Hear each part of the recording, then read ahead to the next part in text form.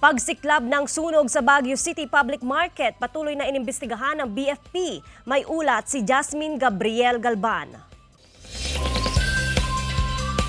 Patuloy ang investigasyon ng Baguio City Fire Station sa pagkasunog ng ilang bahagi ng Baguio City Public Market. Tutulong din daw sa investigasyon ang mga arson investigator mula sa BFP Central Office. Samantala, mahigit 500 volunteers ang nagtulong-tulong upang linisin ang mga debris sa nasunog na public market sa Baguio City. Kabilang dito ang 250 na pulis, 100 military personnel mula sa Army at Navy, 100 na youth volunteers at 100 na mga vendor.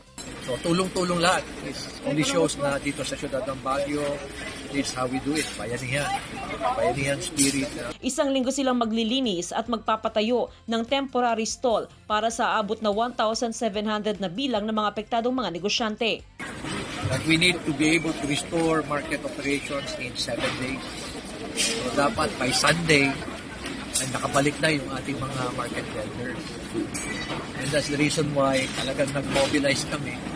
Yesterday, nag-mobilize kami, pumunta kami ng services, mga volunteers, for us to start. Kasi ang pinakauna niyan is yung clean-up drive. Sa paunang pagtaya ng BFP, nasa 24 million pesos ang danyo sa sunog at inaasahang tataas pa habang nagpapatuloy ang investigasyon. Samantala, kasado na ang tulong pinansyal para sa mga apektadong negosyante. Pinoprocess na rin yung kanilang mga financial assistance.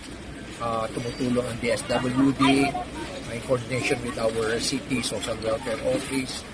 Tapos we're getting a lot of support also from the private sector. Jasmine Gabriel Galban para sa Mornings with GMA Regional TV.